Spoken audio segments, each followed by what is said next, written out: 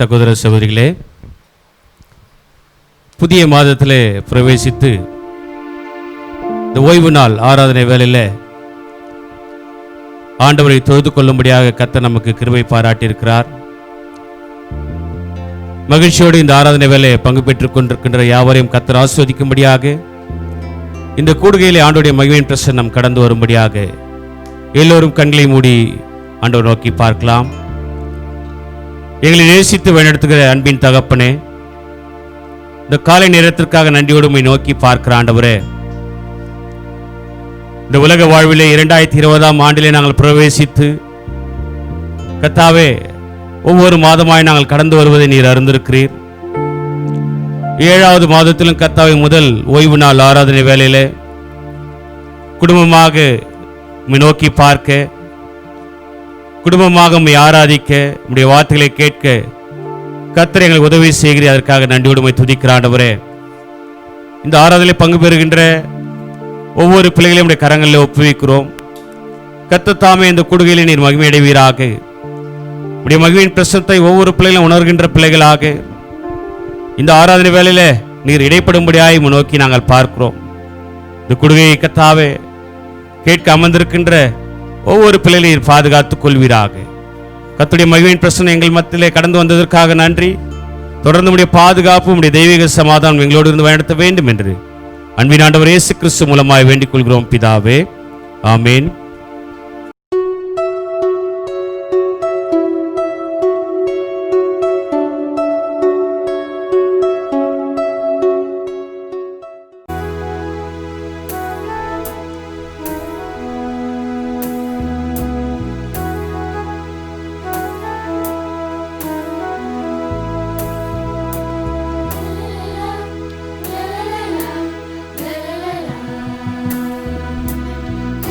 la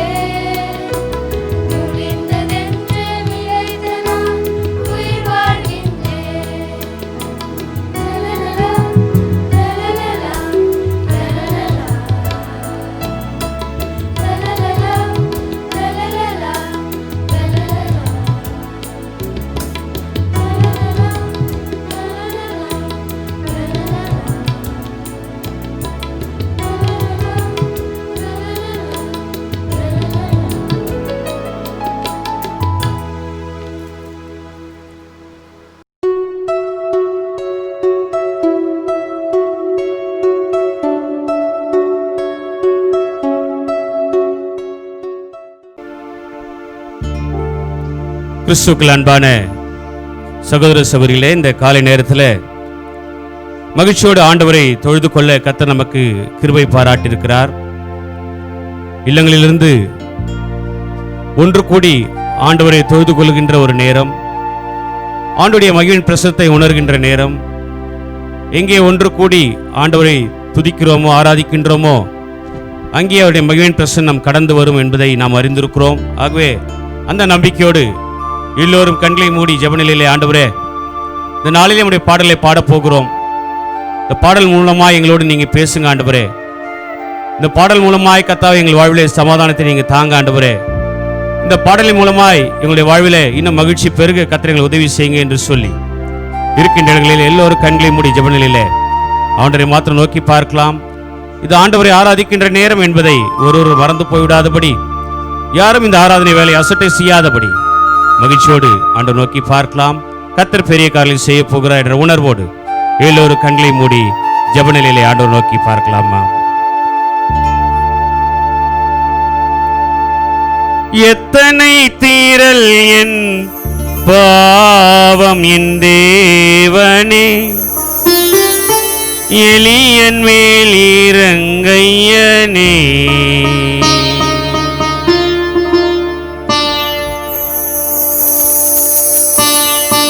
எத்தனை தீரல் என் பாவம் என் தேவனே, எளியன் மேல் இறங்கையனே. எத்தனை தீரல் என் பாவம் என் தேவனே, எளியன் மேல் இறங்கையனே. நித்தம் என் இருதயம் தீயதன் பரனே, நித்தம் என் இருதயம் தீயதன் பரனே. நிலைவரம் எனில் இல்லை நீ என் தபரமே. எத்தனை தீரல் என் பாவம் என் தேவனே, எளியன் மேல் இறங்கையனே. என்ற நீதிகள் என் கண்கள் முனமே, இடைவிடாதிருக்கையிலே. எல்லாம் சொல்லலாமா? என்ற நீதிகள் என்ற நீதிகள் என் கண்கள் முனமே, இடைவிடாதிருக்கையிலே.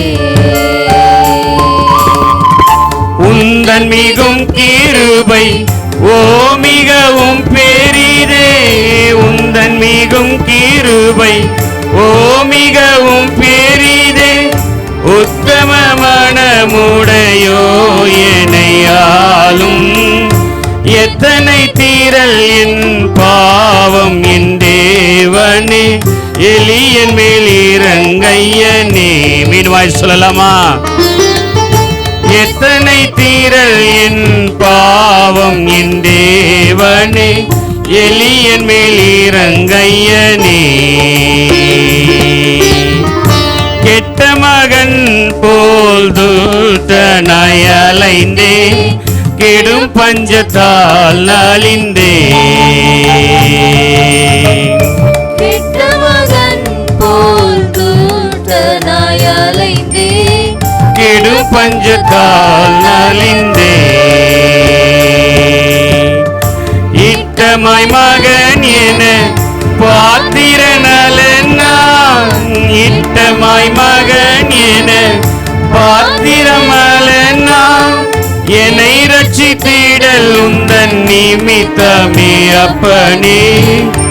எத்தனை தீரல் என் பாவம் என் தேவனே, எளியன் மேல் இறங்கையனே. மீன்வாய் சொல்லலாமா? எத்தனை தீரல் என் பாவம் என் தேவனே, எளியன் மேல் இறங்கையனே. இந்த காலை நேரத்தில் அவருடைய சமூகத்தில் பாவத்தோடு நான் வாழ்ந்து கொண்டிருக்கிறேன் ஆண்டவரே, என் மீது இறங்குங்க என்று சொல்லி ஆண்டவர் நோக்கி பார்த்து கொண்டிருக்கின்ற தேவ பிள்ளைகளை, இந்த காலை நேரத்தில் புதிய மாதத்தில் பிரவேசித்து ஆண்டவர் நோக்கி பார்க்க கர்த்தர் நமக்கு உதவி செய்திருக்கிறாரே. தினந்தோறும் மரண செய்திகள்,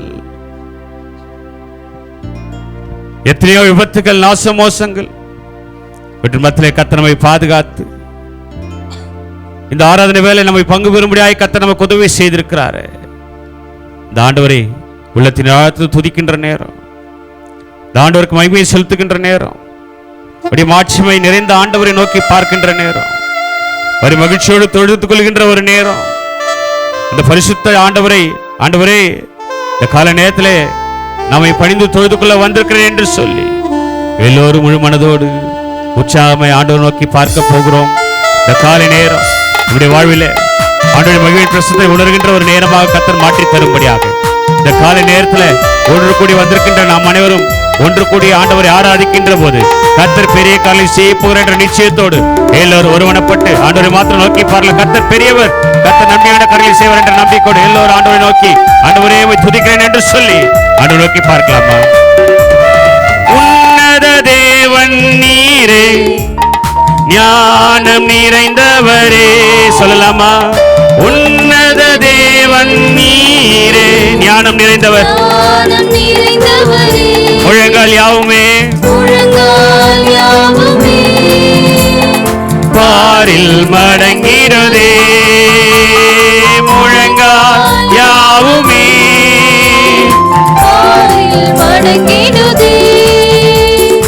உயர்ந்தவரே, சிறந்தவரே, என்றும் தொழுதிடுவோம். மீண்டுமாய் சொல்லலாமா? உயர்ந்தவரே, உயர்ந்தவரே, சிறந்தவரே, என்றும் தொழுதிடுவோம். மகிமை மாட்சிமை நிறைந்தவரே, சொல்லுங்க. மகிழ்வுடன் தொழுதிடுவோம். உற்சாகமாய் மீண்டுமாய் சொல்லலாமா? மகிமை மாட்சிமை நிறைந்தவரே, மகிழ்வுடன் தொழுதிடுவோம். பரிசுத்த தேவனாம் இயேசுவை, சொல்லலாமா? பணிந்தே தொழுகுவோம். பரிசுத்த தேவனாம் இயேசுவை பணிந்தே தொழுகுவோம். மகிமை மாட்சிமை நிறைந்தவரே, மகிழ்வுடன் தொழுதிடுவோம். ஒருவரும் சேரா ஒளியில் வாசம் செய்பவரே, மீண்டுமாய் சொல்லலாமா? ஒருவரும் சேரா ஒளியில வாசம் செய்கின்ற ஆண்டவரை ஆராய்ச்சிக் கொண்டிருக்கிறோம். ஒளியினை தந்துமே, இதயத்தில் வாசம் செய்கின்ற ஒளியினை தந்துமே, இதயத்தில் வாசம் செய்யும் ஒளி நிறைவே, ஒளி நிறைவே, அருள் நிறைவே, என்றும் தொழுதிடுவோம். உற்சாகமாய் சொல்லலாமா? ஒளி நிறைவே, அருள் நிறைவே, என்றும் தொழுதிடுவோம். கரங்களை தட்டி எல்லாம் உற்சாகமாய். மகிமை மாட்சிமை நிறைந்தவரே, மகிழ்வுடன் தொழுதிடுவோம். மீண்டுமாய் சொல்லலாமா? மகிமை மாட்சிமை, மகிமை மாட்சிமை நிறைந்தவரே, மகிழ்வுடன் தொழுதிடுவோம். பரிசுத்த தேவனாம் சொல்லலாமா? பரிசுத்த தேவனாம் இயேசுவை பணிந்தே தொழுகுவோம். பரிசுத்த தேவனாம் இயேசுவை பணிந்தே தொழுகுவோம். மகிமை மாட்சிமை நிறைந்தவரே, மகிழ்வுடன் தொழுதிடுவோம். மீண்டுமாய் சொல்லலாமா? மகிமை மாட்சிமை நிறைந்தவரே, மகிழ்வுடன் தொழுதிடுவோம். உமது முகம் நோக்கி பார்த்தவர்கள் வெட்கப்பட்டு போவதில்லை, உமது திருநாமம் அறிந்தவர்கள் கைவிடப்படுவதில்லை. மீண்டுமாய் சொல்லலாமா? உமது முகம் நோக்கி பார்த்தவர்கள் வெட்கப்பட்டு போவதில்லை, உமது திருநாமம் அறிந்தவர்கள் கைவிடப்படுவதில்லை. நம்பினோரை நீ மறப்பதில்லை, சொல்லுங்க. நம்பினோரை நீ மறப்பதில்லை, உம்மை தேடி வந்தோரை தேடி வந்தோரை வெறுப்பதில்லை. சொல்லலாமா? நம்பினோரை. கரைகளை தட்டி பாடலை பாடலாம். உம்மை தேடி வந்தோரை வெறுப்பதில்லை, உமது முகம் நோக்கி பார்த்தவர்கள் எல்லாம் சொல்லுங்க. வெட்கப்பட்டு போவதில்லை. கரைகளை தட்டி சொல்லலாமா? உமது திருநாமம் அறிந்தவர்கள் கைவிடப்படுவதில்லை. உடைந்த பாத்திரம் என்று நீர் எவரையும் தள்ளுவதில்லை. சொல்லலாமா? உடைந்த பாத்திரம் என்று யாரையும் தள்ளுவதில்லை. ஆண்டவர் அவரை நோக்கி பார்க்கின்ற பிள்ளைகளுக்கு அவர் கிரியைகளை செய்து கொண்டே இருக்கிறார். அவரை நோக்கி பார்க்கின்ற பிள்ளைகளுக்கு அவர் தரிசனம் தந்து கொண்டே இருக்கிறார். இந்த காலை நேரத்தில் அவர் நோக்கி பார்த்து கொண்டிருக்கின்ற தேவ பிள்ளைகளை ஆண்டவர் நோக்கி பாருங்க.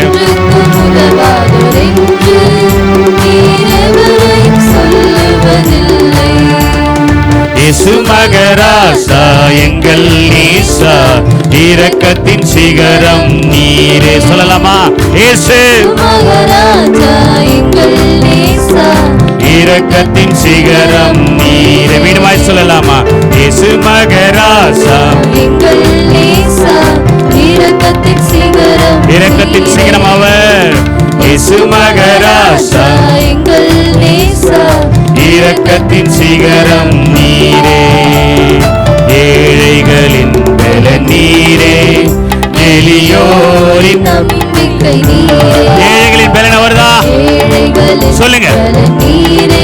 எளியோரின் நம்பிக்கை அவர்தா. எளியோரின் நம்பிக்கை நீரே. திக்கொற்றேரின் வேதனை அறிகின்ற ஆண்டவர். திக்கற்றோர் வேதனை அறிந்து உதவிடும் தகப்பன் நீரே. உதவிடும் தகப்பன் நீரே. திக்கற்றோர் வேதனை அறிந்து உதவிடும் தகப்பன் நீர். எல்லாம் சேர்ந்து இயேசு மகராசா. கரங்களை தட்டி உற்சாகம் பாடலாம். இரக்கத்தின் சிகரம் நீ. இரக்கத்தின் சிகரம் சொல்லுங்க. இயேசு மகராசா எங்கள் நேசா, இரக்கத்தின் சிகரம் மீண்டுமாய் சொல்லலாமா? இயேசு மகராசா எங்கள் நேசா, இரக்கத்தின் சிகரம் நீர். மீண்டுமாய் சொல்லுங்க. இயேசு மகராசா எங்கள் நீசா, இரக்கத்தின் சிகரம் நீரே. இயேசு மகராசா எங்கள் நீசா, இரக்கத்தின் சிகரம் நீரே. உமது முகம் நோக்கி பார்த்தவர்கள் வெட்கப்பட்டு போவதில்லை. உமது திருநாமம் அறிந்தவர்கள் கைவிடப்படுவதில்லை. இந்த காலை நேரத்தில் ஒரு நோக்கி பார்க்கின்ற ஒவ்வொருவரும் கர்த்தர் கைவிடுவதில்லையே. இந்த காலை நேரத்தில் ஆண்டவருடைய சமூகத்தில் கண்ணீரோடு அமர்ந்திருக்கின்ற தேவ பிள்ளைகளை, இந்த வாழ்க்கை எப்படி முடியும் என்று எனக்கு தெரியவில்லை, என்னுடைய எதிர்காலம் என்ன என்று கேள்விக்குறியோடு அமர்ந்திருக்கின்ற தேவ பிள்ளைகளை, இந்த காலை நேரத்தில் ஆண்டவருடைய சமூகத்தை நோக்கி பார்த்து கொண்டிருக்கின்ற அன்பு தேவ பிள்ளைகளை, ஆண்டவருக்கு மாத்திரம் ஆராதனை செலுத்துங்க. ஆண்டவரை மாத்திரம் உள்ளத்திலே கொண்டு வந்து வைங்க. ஆண்டவரை ஆராதிக்கின்ற போது உங்கள் வாழ்வின் சூழ்நிலை கர்த்தர் மாற்றி போட போகிறார். ஆண்டவரை ஆராதிக்கின்ற போதே விடுதலை, ஆண்டவரை ஆராதிக்கின்ற போதே அற்புதம், ஆண்டவரை ஆராதிக்கின்ற போது புது பலன், ஆண்டவரை ஆராதிக்கின்ற போது விடுதலை தருகின்ற ஆண்டவர். இந்த காலை நேரத்தில் இருக்கின்ற இடங்களில் எல்லோரும் கண்களை மூடி ஆண்டவரே உம்மை ஆராதிக்கிறோம், உம்மை துதிக்கிறோம், உம்முடைய நாமத்தை உயர்த்துகிறோம், உம்முடைய மகிமையின் பிரசன்னத்துக்காக காத்துக் கொண்டிருக்கிறோம். நீர் எங்கள் மத்தியிலே அசைவாடுவதற்காக நன்றி என்று சொல்லிக்கொண்டு இந்த நல்ல ஆண்டவரை நோக்கி பார்க்கலாமா? இந்த காலை நேரத்தில் ஆண்டவர் ஒருவர் தான் நம்முடைய சூழ்நிலையை மாற்ற முடியும். ஆண்டவர் ஒருவர் தான் விடுதலை தர முடியும். ஆண்டவர் ஒருவர் தான் நம் எதிர்பார்ப்பை நிறைவாக்கி தர முடியும் என்ற நம்பிக்கை ஆண்டவருக்கு உள்ளத்தின் ஆழ்த்திருந்து ஆண்டவரே உம்மை ஆராதிக்கிறோம் என்று சொல்லலாமா? நல்ல ஆண்டவரை ஆராதிக்கலாமா? எல்லோரும் ஒருமனப்படலாமா? எல்லோரும் ஒருமனப்பட்டு ஆண்டவர் மாத்திரம் நோக்கி பார்க்கலாம். ஆராதனை இயேசுவுக்கே, ஆராதனை இயேசுவுக்கே, ஆராதனை இயேசுவுக்கே, ஆராதனை இயேசுவுக்கே. வாயிலை விரிவாய் தந்து சொல்லுங்க. ஆராதனை இயேசுவுக்கே. அப்பாவுக்கு ஆராதனை. ஆராதனை நல்ல தகப்பனே உமக்கு ஆராதனை. பரிசுத்த ஆவியானவரே உமக்கு ஆராதனை என்று சொல்லுங்க. இந்த காலை நேரத்தில் உடைய மகிழ்வின் பிரசனம் அளவில்லாமல் ஊற்றப்பட்டுக் கொண்டே இருக்கிறது. கண்ணீரோடு அமர்ந்திருக்கின்ற தேவ பிள்ளைகளை உடைய மகிழ்வின் பிரசன்னம் ஒவ்வொரு இல்லங்களிலும் அளவில்லாமல் ஊற்றப்பட்டுக் கொண்டே இருக்கிறது. சுகம் தருகின்ற ஆண்டவர், விடுதலை தருகின்ற ஆண்டவர், வேதனையோடு அமர்ந்திருக்கின்ற ஒவ்வொரு மீதும் ஆவியானவர் வல்லமையாய் ஊற்றப்பட்டுக் கொண்டே இருக்கிறார். நல்ல ஆண்டவருக்கு ஆண்டவரே உமக்கு ஆராதனை செலுத்துகிறோம் என்று சொல்லலாம்.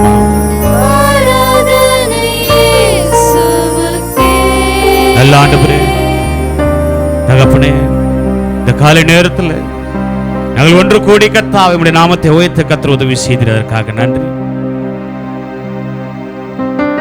பாவமான உலகத்திலே நாங்கள் பாவங்கள் செய்து உம்மை விட்டு வெகு தொலைவிலே சென்றிருந்தாலும் நீர் எங்களை நேசிக்கின்ற ஆண்டவர் என்ற நம்பிக்கையோடு உமது முகத்தை நோக்கி நாங்கள் பார்த்திருக்கிறோம். நீர் எங்களை கைவிட மாட்டீர் என்ற நம்பிக்கையின் வரிகளை பாடியிருக்கிறோம். ஒருவருக்கே ஆராதனை செலுத்தியிருக்கிறோம். எங்கள் மத்தியில் நீர் அசைவாடி நீர் அதற்காக நன்றி ஆண்டவரே. இப்போதும் இந்த வார்த்தைக்குள்ளாய் கடந்து செல்ல போகிறோம். வார்த்தையை கொண்டு நீர் எங்களோடு பேசுவீராக. வார்த்தைகள் கர்த்தாவே நல்ல நிலத்தில் விழுந்த விதையை போல பலன் தருகின்ற வார்த்தையாய் கர்த்தர் மாற்றி தருவீராக. வார்த்தைகள் கர்த்தாவே எங்கள் இருதயங்களை கர்த்தாவை சீர்படுத்தட்டும். வார்த்தைகள் எங்கள் வாழ்விலே கர்த்தாவை மகிழ்ச்சியை கொண்டு வரட்டும். கர்த்தர் பெரிய காரியம் செய்வீராக. அருமை இரட்சகர் இயேசு கிறிஸ்து மூலமாய் வேண்டிக் கொள்கிறோம் பிதாவே, ஆமென்.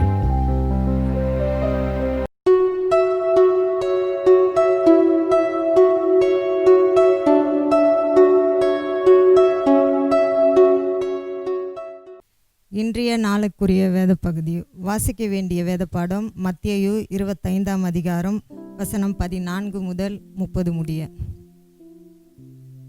மத்தேயு 25ஆம் அதிகாரம் வசனம் 14 முதல் 30 முடிய.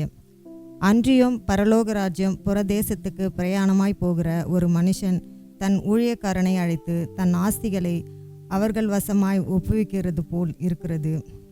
அவனவனுடைய திறமைக்கு தக்கதாக ஒருவனிடத்தில் 5 தாலந்தும் ஒருவனிடத்தில் 2 தாலந்தும் ஒருவனிடத்தில் 1 தாலந்துமாக கொடுத்து உடனே பிரயாணப்பட்டு போனான்.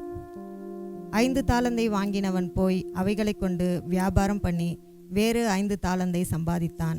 அப்படியே 2 தாலந்தை வாங்கினவனும் வேறு 2 தாலந்தை சம்பாதித்தான். 1 தாலந்தை வாங்கினவனோ போய் நிலத்தை தோண்டி தன் எஜமானுடைய பணத்தை புதைத்து வைத்தான். வெகு காலமான பின்பு அந்த ஊழியக்காரனுடைய எஜமான் திரும்பி வந்து அவர்களிடத்தில் கணக்கு கேட்டான். அப்பொழுது 5 தாலந்தை வாங்கினவன் வேறு 5 தாலந்தை கொண்டு வந்து, ஆண்டவனே, 5 தாலந்தை என்னிடத்தில் ஒப்புவித்தீரே, அவைகளை கொண்டு இதோ வேறு 5 தாலந்தை சம்பாதித்தேன் என்றான். அவனுடைய எஜமான் அவனை நோக்கி, நல்லது, உத்தமமும் உண்மையுமுள்ள ஊழியக்காரனே, கொஞ்சத்திலே உண்மையாயிருந்தாய், அநேகத்தின் மேல் உன்னை அதிகாரியாக வைப்பேன், உன் எஜமானுடைய சந்தோஷத்திற்குள் பிரவேசி என்றான். 2 தாலந்தை வாங்கினவனும் வந்து, ஆண்டவனே, 2 தாலந்தை என்னிடத்தில் ஒப்புவித்தீரே, அவைகளை கொண்டு இதோ வேறு 2 தாலந்தை சம்பாதித்தேன் என்றான். அவனுடைய எஜமான் அவனை நோக்கி, நல்லது, உத்தமமும் உண்மையுமுள்ள ஊழியக்காரனே, கொஞ்சத்திலே உண்மையாயிருந்தாய், அநேகத்தின் மேல் உன்னை அதிகாரியாக வைப்பேன், உன் எஜமானுடைய சந்தோஷத்திற்குள் பிரவேசி என்றான். 1 தாலந்தை வாங்கினவன் வந்து, ஆண்டவனே, நீர் விதைக்காத இடத்தில் அறுக்கிறவரும் தெளிக்காத இடத்தில் சேர்க்கிறவருமான கடினமுள்ள மனுஷன் என்று அறிவேன். ஆகையால் நான் பயந்து போய் உமது தாளந்தை நிலத்தில் புதைத்து வைத்தேன். இதோ உம்முடைய தாளந்தை வாங்கிக் கொள்ளும் என்றான். அவனுடைய எஜமான் பிரதியுத்தரமாக, பொல்லாதவனும் சோம்பலமான ஊழியக்காரனே, நான் விதைக்காத இடத்தில் அறுக்கிறவர் என்றும் தெளிக்காத இடத்தில் சேர்க்கிறவர் என்றும் அறிந்திருக்கிறாயே. அப்படியானால் நீ என் பணத்தை காசுக்காரர் வசத்தில் போட்டு வைக்க வேண்டியதாயிருந்தது. அப்பொழுது நான் வந்து என்னுடையதை வட்டியோடே வாங்கிக் கொள்வேனே என்று சொல்லி அவனிடத்தில் இருக்கிற தாளந்தை எடுத்து 10 தாளந்துள்ளவனுக்கு கொடுங்கள். உள்ளவன் எவனோ அவனுக்கு கொடுக்கப்படும், பரிபூரணமும் அடைவான். இல்லாதவனிடத்திலிருந்து உள்ளதும் எடுத்துக்கொள்ளப்படும். பிரயோஜனமற்ற ஊழியக்காரனாகிய இவனை புறம்பான இருளிலே தள்ளி போடுங்கள். அங்கே அழுகையும் பற்கடிப்பும் உண்டாயிருக்கும் என்றார் என்பவைகளே.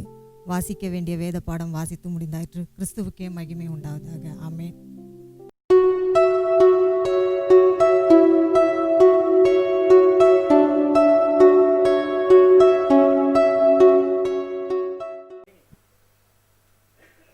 கிறிஸ்துவுக்குள் அன்பான தேவ பிள்ளைகளே, ஆண்டவராக இயேசு கிறிஸ்துவின் நாமத்தினாலே அன்போடு நான் வாழ்த்துகிறேன். கர்த்தர் தாம் உங்களை யாவரையும் ஆசீர்வதிப்பாராக. இந்த மாதத்தில் முதல் வாரத்தில் கூட உங்களை காணும்படியாக கர்த்தர் கொடுத்த கிருபைகளுக்காக நன்றி தெரிவித்து நாம் யாவரும் கண்களை மூடுவோம். கர்த்தர் நோக்கி நாம் பார்ப்போம். மகா இரக்கம் நீடிய சாந்தம் கிருபை நல்ல தகப்பனே, இந்த மனமகிழ்ச்சியின் மாதத்தில் முதல் வாரத்தில் கூட உம்மை காணும்படியாக உடைய வார்த்தை கேட்கும்படியாக நீர் கொடுத்த மட்டும் அது தயவுக்காக நன்றியுடைமை துதிக்கிறோம், சோத்திரிக்கிறோம் ராஜா. விசேஷமாக இந்த நன்னாளிலே கூட எங்கள் மத்தியில் இடைப்பட ஒரு கிருபைகளுக்காக நன்றியுடைமை துதிக்கிறோம், சோத்திரிக்கிறோம். உடைய வார்த்தையை நாளிலே பேசுகிற அடியவரை நீ மறைத்துக் கொள்வீராக.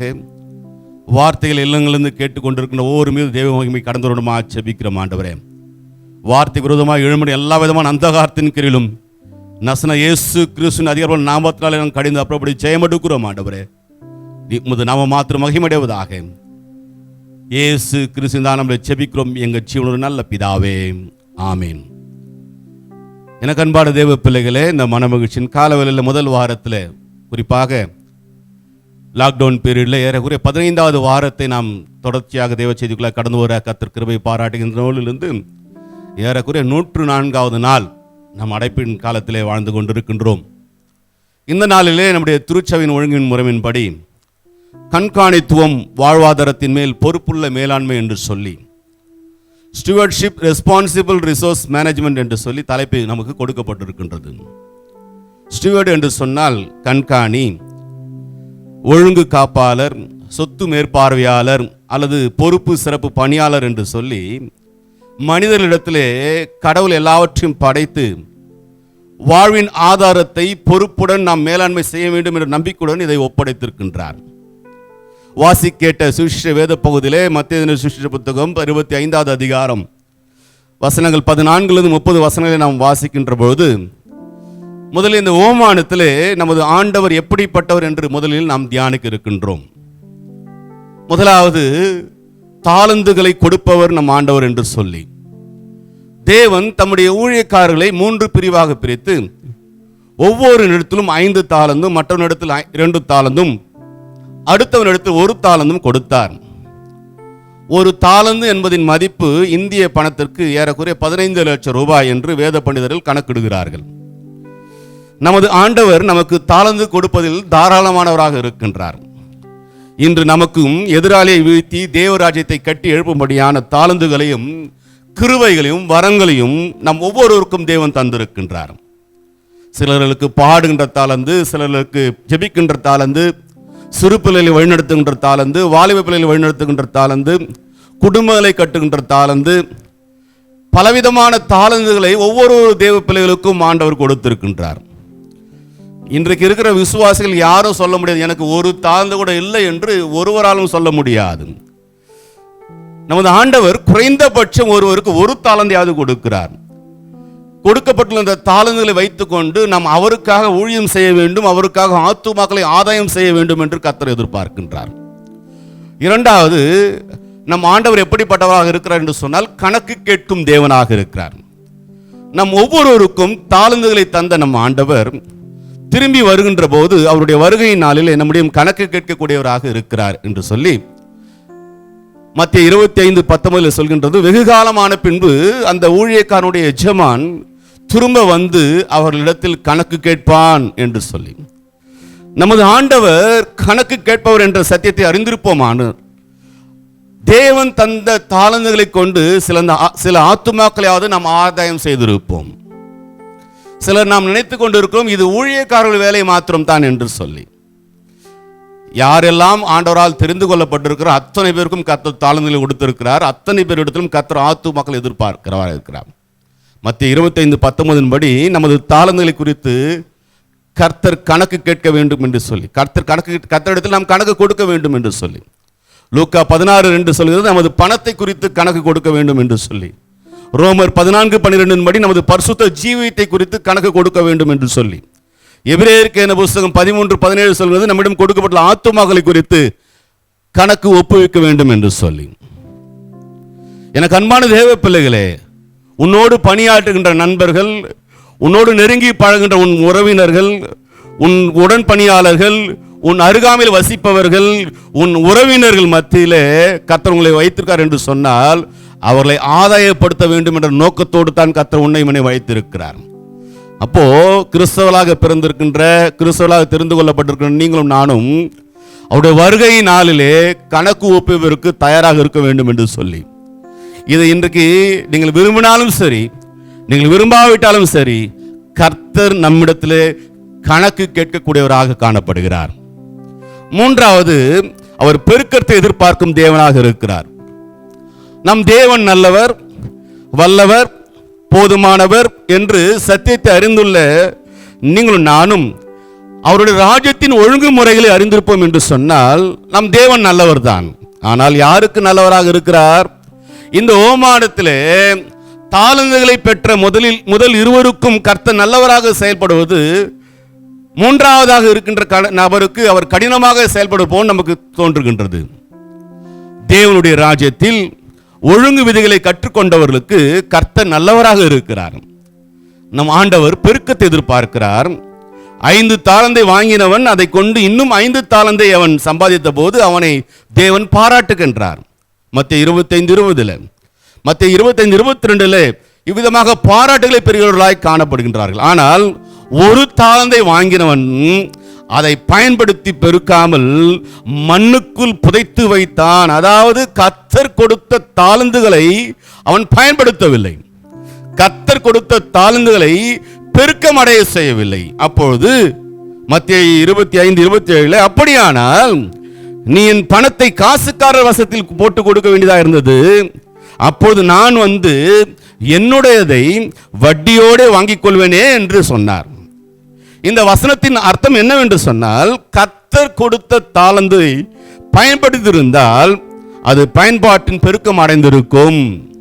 அல்லது காசுக்காரர் பேங்கர்ஸ் அவரிடத்தில் கொடுத்திருந்தோம் என்று சொன்னால் அந்த காசுக்கேற்ற வட்டி நமக்கு கிடைத்திருக்கும் என்று சொல்லி ஆண்டவர் மிக தெளிவாக நம்மத்தில் பேசுகிறார். கர்த்தர் கொடுத்த தாளந்தை மண்ணுக்குள் போட்டு புதைத்து விட்டான் என்றே பொருள்படுகின்றது.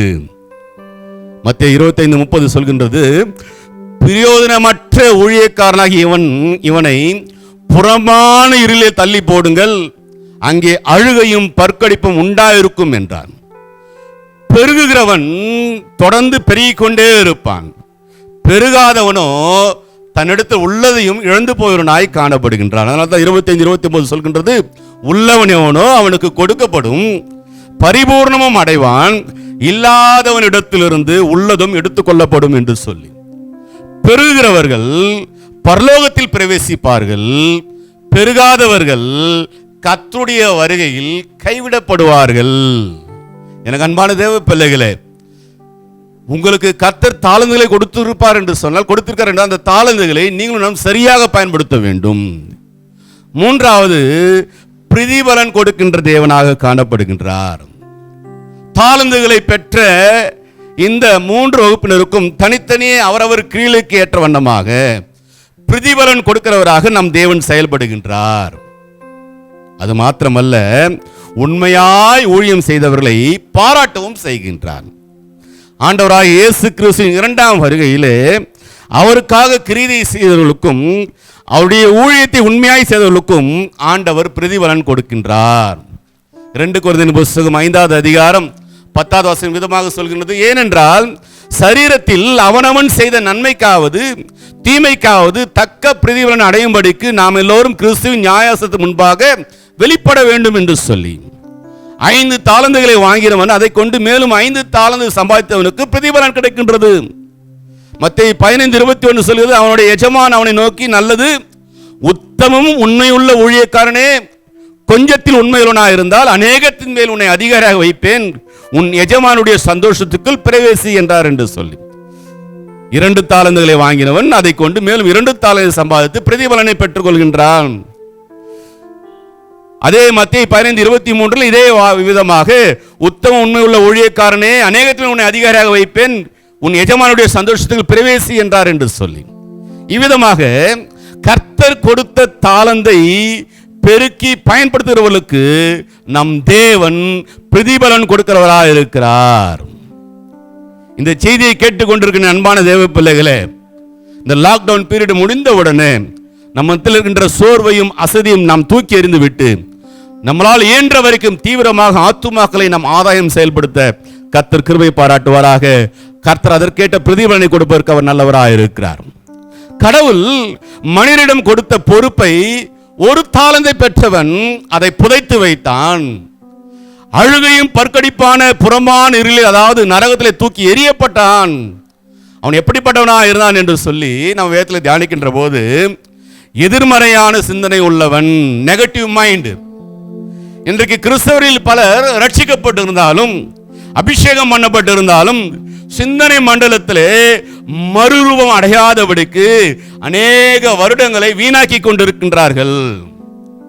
ரட்சிப்பு நமது ஆவில் உண்டாகிறது, ஆனால் நமது மனது மண்டலமானது வேத வசனத்தை வாசிக்காதபடினாலே அது மறுரூபம் அடையாதபடிக்கு காணப்படுகின்றது.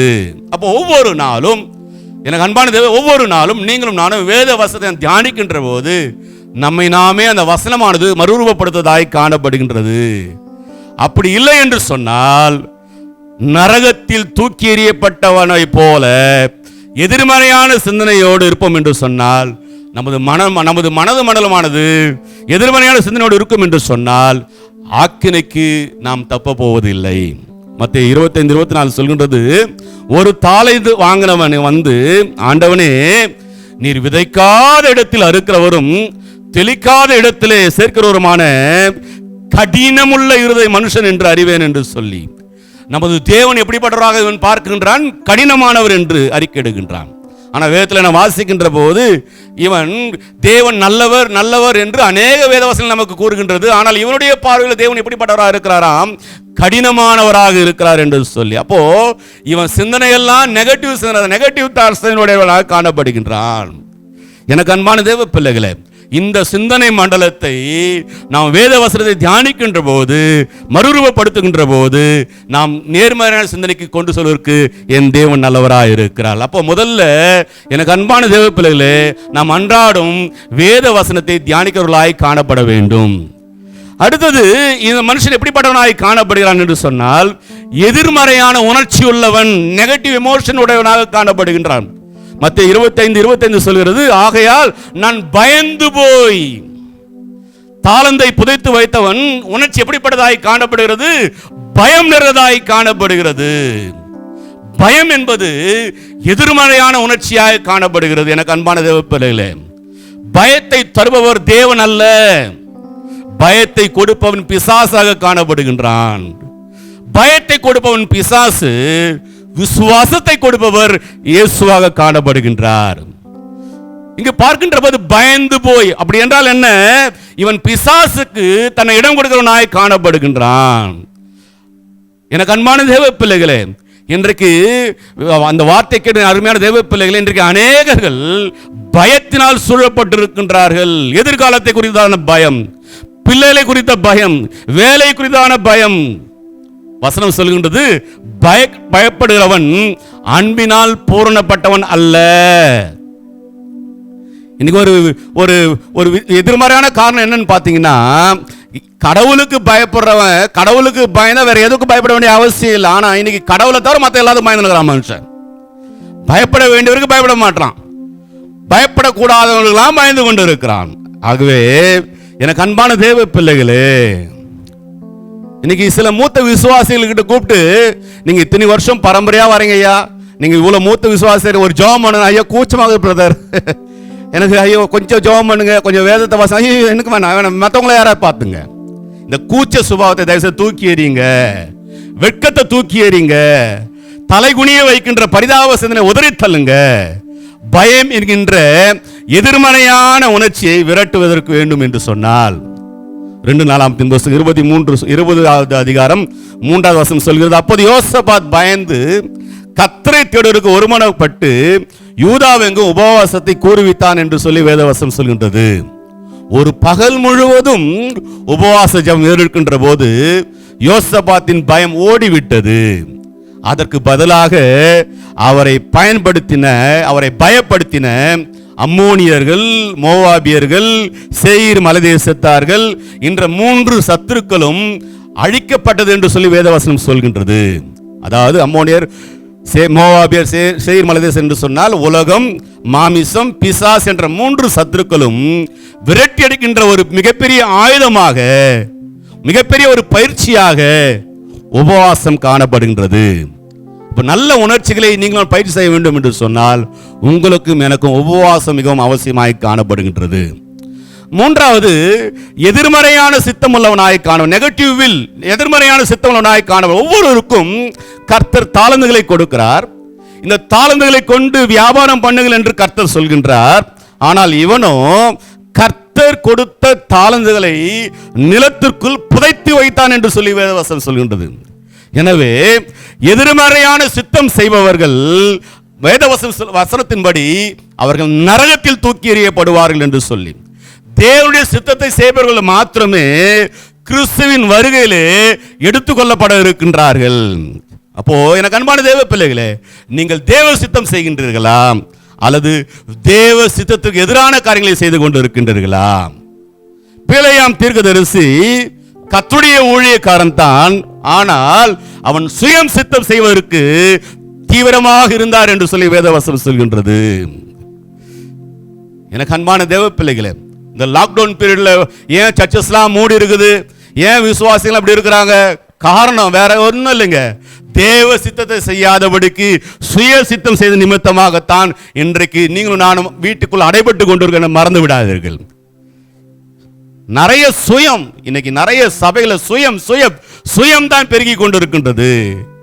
யூதாஸ் காரியத்தை பார்க்கின்ற போது இயேசுவின் சீடரில் முக்கியமானவனாய் காணப்பட்டான், மிகப்பெரிய அப்போஸ்தலனாய் காணப்பட்டார். ஆனால் அவன் பிசாசின் சித்தத்துக்கு இடம் கொடுத்தபடினாலே தேவனுடைய ஊழியத்தை அவன் இழந்து போனான் என்று சொல்லி வேதவசனம் சொல்கிறது. எனக்கு அன்பான பிரியமான தேவ பிள்ளைகளே, தேவ சித்தத்தை செய்ய நீங்களும் நானும் கருத்துடன் இருக்க வேண்டும், விசுவாசத்துடன் நீங்கள் முன்னேற வேண்டும் என்று சொல்லி கர்த்தர் எதிர்பார்க்கின்றார். 4வது, எதிர்மறையான ஊழியம், நெகட்டிவ் மினிஸ்ட்ரி. ஊழியங்களில் 2 விதமான ஊழியங்கள் காணப்படும். ஒன்று தாளந்துகளை பயன்படுத்துகின்ற ஊழியம், 2வது தாளந்துகளை புதைத்து வைக்கின்ற ஊழியம். இவர்களை குறித்து கர்த்தர் சொல்கின்ற வார்த்தை மத்தேயு 25:26 பொல்லாத ஊழியக்காரனே. இவன் நல்ல ஊழியக்காரன் இல்ல, பொல்லாத ஊழியக்காரனே. மத்தேயு 12:30 சொல்கிறது, என்னோடு இராதவன் எனக்கு விரோதியாக இருக்கிறான், என்னோடு சேர்க்காதவன் சிதறடிக்கிறான். அதற்கான விளக்கம் என்னவென்று பார்க்கின்ற போது, என்னோடு சேர்க்கிறவன் என்னோடு இருப்பதை சிதறடிக்கிறவன் என்று சொல்லி, நீங்கள் கர்த்தருடைய சபையிலே ஆத்துமாக்களை சேர்த்து கொண்டு இருப்பீர்கள் என்று சொன்னால் நீங்கள் ஆண்டவருடைய பார்வையில் நல்ல ஊழியக்காரர்கள். ஆனால் இருக்கின்ற விசுவாசிகளையும் நீங்கள் கெடுத்து சின்னபின்னமாக்கி சிதறடிப்பீர்கள் என்று சொன்னால் உங்களை பார்த்து கர்த்தர் சொல்கின்ற வார்த்தை பொல்லாத ஊழியக்காரனே என்று சொல்லி, நீங்கள் எப்படிப்பட்டவர்களாய் காணப்பட்டு கொண்டிருக்கிறீர்கள்? அநேக நேரத்தில் அநேக சபை மக்களை பார்க்கின்ற போது ஏன் ஆலயத்துக்கு வரல அப்படி கேட்கும்போது சொல்ற வார்த்தை, பிரதர் அவன்லாம் சர்ச்சில் வந்து உட்காரான், அவன் மூஞ்சில நான் எங்க பிரதர் நான் முழிக்கத்து என்று சொல்லி, உன்னால ஆத்மா நிறைய ஆத்மா சிதறடி கொண்டு இருக்கிறது.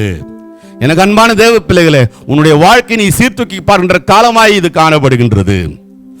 5வது, எதிராளியின் பக்கம், நெகட்டிவ் குரூப். இந்த ஓமானத்தின் மூலமாக கிறிஸ்துவின் வருகையிலே யார் எடுத்துக்கொள்ளப்படுவார் என்று பார்க்கின்ற போது, அல்லது கிறிஸ்துவின் வருகையிலே யார் கைவிடப்படுவார் என்று பார்க்கின்ற போது மத்தேயு 25:26 சொல்கிறது, அவனுடைய எஜமான் பிரதியுத்தரமாக சோம்பலுமான ஊழியக்காரனே, லேசி சர்வன்ட், சோம்பலான ஊழியக்காரன் என்று கடிந்து கொண்டார் என்று சொல்லி வேதவசனம் சொல்கின்றது. இன்று கிறிஸ்தவர்கள் ஊழியக்காரனுடைய கூட்டத்தை சேர்ந்தவர்கள் அல்ல, எதிராளியாகிய பிசாசின் கூட்டத்தை சேர்ந்த ஊழியக்காரர்களாக இன்றைக்கு நிறைய காணப்பட்டு கொண்டு இருக்கிறார்கள். பிசாசுக்கு ஒரு தம்பி இருக்குது, அவன் யாருன்னு பார்த்தீங்கன்னா அவன் பேர் என்ன தெரியுமா? நீதிமொழிகள் புத்தகம் 18:9 சொல்கிறது, தன் வேலையில் அசதியாக இருப்பவன் அழிம்பனுக்கு சகோதரன் என்று சொல்லி. பிசாசுக்கு தம்பி யாருங்க? சோம்பேறி, நிலத்தை தோண்டி தாளந்துகளை புதைத்து வைத்தவனை குறித்து கர்த்தர் சொல்கின்ற வார்த்தை சோம்பலான ஊழியக்காரனே என்று சொல்லி. இன்றைக்கு ஊழியத்தின் நிமித்தமாக எப்போ யார் எதை சொன்னாலும் உடனடியாக செய்யறவன் உண்மையான ஊழியக்காரனா இருக்கிறான். அப்புறம் பார்க்கலாம் பிரதர், அப்புறம் பார்க்கலாம் பிரதர், யாரு என்ன எதை செய்தாலும் உடனடியாக செய்கிறோம் நம்ம உண்மையான ஊழியக்காரனாய் காணப்படுகின்றான். இன்னைக்கு எதில் தான் அசதி, நிர்விசாரம், அப்புறம் பார்த்துக்கலாம், இன்னொரு நாள் பார்த்துக்கலாம் என்று சொல்லி. எனக்கு அன்பான தேவ பிள்ளைகளே, கர்த்தர் உங்களுக்கு கொடுத்திருக்கின்ற தாளந்துகளை நீங்கள் அதை பயன்படுத்துங்கள். அந்த தாளந்துகளை நீங்கள் சரியாக பயன்படுத்த என்று சொன்னால் அவருடைய வருகையிலே நீங்களும் நானும் பங்கடைவீர்கள் என்று சொல்லி கர்த்தருடைய நாமத்தில் உங்களை ஆசீர்வதிக்கிறேன். இந்த நாளின் தலைப்பின்படி ஸ்டீவர்ஷிப் ரெஸ்பான்சிபிள் ரிசர்வ் மேனேஜ்மெண்ட், அதாவது கண்காணித்துவம், வாழ்வின் ஆதாரத்தின் பொறுப்புள்ள மேலாண்மை, அதை கர்த்தர் உங்களிடத்திலே கொடுத்திருக்கிறார். அந்த தாளங்களை எடுத்து பயன்படுத்த கர்த்தர் கிருபை பாராட்டுவராக. நம் கண்களை மூடுவோம், ஆண்டவர் நோக்கி நாம் பார்ப்போம். ஆம், எனக்கு அன்பான தேவ பிள்ளைகளே, இந்த நாளிலே கேட்ட வார்த்தையின்படி நீங்களும் நானும் வேதத்தை தியானித்து நேர்மறையான சிந்தனையுடன் நேரம் கிடைக்கும் போதெல்லாம் உபவாசித்து நேர்மறையான உணர்ச்சியுடன் விசுவாசிலே நேர்மறையான சித்தத்துடன் தாளந்துகளை பயன்படுத்தும் ஊழியக்காரனாக நம்மிடத்துல காண்ற அசதையெல்லாம் விரட்டினவர்களாக கர்த்தருடைய வருகையிலே பங்கெடுவோம் என்ற நம்பிக்கையில எல்லாம் ஒரு மனதோடு ஆண்டவரை நோக்கி நாம் பார்ப்போம். அல்லேலூயா. உயிர் வாழும் நாட்கள் எல்லாம் ஓடி ஓடி உழைத்திடுவே, உயிர் வாழும் நாட்கள் எல்லாம் ஓடி ஓடி உழைத்திடுவே, அழைத்தீரே உம் சேவைக்கு, என்னை அழைத்தீரே உம் சேவைக்கு, அதை நான் மறப்பேனோ, அதை நான் மறப்பேனோ. எஜமானனே எஜமானனே என் இயேசு ராஜனே, எண்ணமெல்லாம் ஏக்கமெல்லாம் உம் சித்தம் செய்வதுதான். அப்பா ஆண்டவரே, எண்ணமெல்லாம் ஏக்கமெல்லாம் உம் சித்தம் செய்வதுதானே. எஜமானனே எஜமானனே என் இயேசு ராஜனே. ஆமாண்டவரே, இந்த உலகத்திலே மனிதராக பிறந்து நாங்கள் எவ்வளவு காலம் வாழ்கிறோம், எங்கள் எப்படி வாழ்கிறோம் என்பது முக்கியமல்ல ஆண்டவர் என்பதை வார்த்தையின் மூலமாக உணர்த்திருக்கிற கிருபைகளுக்காக நன்றி பாராட்டுவோம் ஆண்டவரே. என்றைக்கு நீர் எங்களை தெரிந்து கொண்டீர்கள் அன்றைக்கு நீர் எங்களுக்கு தாளந்துகளை கொடுத்திருக்கிற ஆண்டவரே. 5 தாளந்தை பெற்றவன் 5 தாளந்தை பெற்று பாராட்டை பெற்றுக் கொடுத்தது போல் ஆண்டவரே, 2 தாளந்தை பெற்றவன் 2 தாளந்தை சம்பாதித்தது போல் ஆண்டவரே, எங்களுக்கு கொடுக்கப்பட்ட தாளந்துகளை மக்களாக பயன்படுத்த எங்களுக்கு கிருபை தாருங்க ஆண்டவரே. சோம்பலுள்ள ஒரு காரணம் ஆண்டவரே, எங்களுக்கு கொடுக்கப்பட்ட தாளந்துகளை நாங்கள் மண்ணில் போட்டு புதைத்து விடாதபடி, புறமான ஆக்கிரைக்கு நாங்கள் விழுந்து போகாதபடி ஆண்டவரே, எங்களுக்கு அந்த கிருபையை தாங்கப்பா, கிருபையை தாங்க ஆண்டவரே. இந்த அடைக்கப்பட்ட நாளிலே எங்களை சீர்தூக்கி பார்த்த ஆண்டவரே, நாங்கள் விட வேண்டிய காரியங்கள், நாங்கள் சீர்படுத்த வேண்டிய காரியங்களை சீர்படுத்தி ஆண்டவரே, உம்முடைய வருகைக்கு நாங்கள் ஆயத்தமாக மற்றவர்களை ஆயத்தப்படுத்த எங்களுக்கு நீர் கிருபை தருணமாக ஜெபிக்கிறோம் ஆண்டவரே. அப்பா, அந்த நாள்ல வார்த்தை கேட்ட ஒவ்வொரு உள்ளவர்களும் நீர் இடைபடுவீராக. கேட்கின்ற ஒவ்வொரு மத்திலும் ஆண்டவரே உம்முடைய மகிமை கடந்து வரணுமாக ஜெபிக்கிறோம் ஆண்டவரே. உம்முடைய வார்த்தை கிரியை செய்யட்டும் ஆண்டவரே. 30, 60, 100 பலன் அளிக்கட்டும் ஆண்டவரே. எங்களை தர மட்டும் தாழ்த்துறோம் ஆண்டவரே. என் தேவனுடைய நாம மாத்திரம் மகிமையோடாக இயேசு கிறிஸ்துவின் நாமத்தில் ஜெபிக்கிறோம் எங்கள் ஜீவனுள்ள நல்ல பிதாவே, ஆமென். நம்ம அனைவரும் சேர்ந்து சொல்லுவோமா? என் ஆத்துமாவே கர்த்தரை ஸ்தோத்திரி, என் முழு உள்ளமே அவருடைய பரிசுத்த நாமத்தை ஸ்தோத்திரி. என் ஆத்துமாவே கர்த்தரை ஸ்தோத்திரி, கர்த்தர் செய்த சகல உபகாரங்களும் மறவாதே. ஆமென். நமது ஆண்டவராகிய இயேசு கிறிஸ்துவின் கிருபையும் பிதாவாகிய தேவனுடைய அன்பும் பரிசுத்த ஆவியாருடைய அன்னைக்கும் ஆசீர்வாதமும் சமாதானமும் பாதுகாப்பும் வழிநடத்தலும் விசேஷமாக உலகில் உள்ள அனைத்து பசுகளும் இன்றும் இன்றும் சதா காலம் நிலைத்திருப்பாராக. ஆமென். ஹல்லேலூயா, ஹல்லேலூயா, அல்லேலூயா.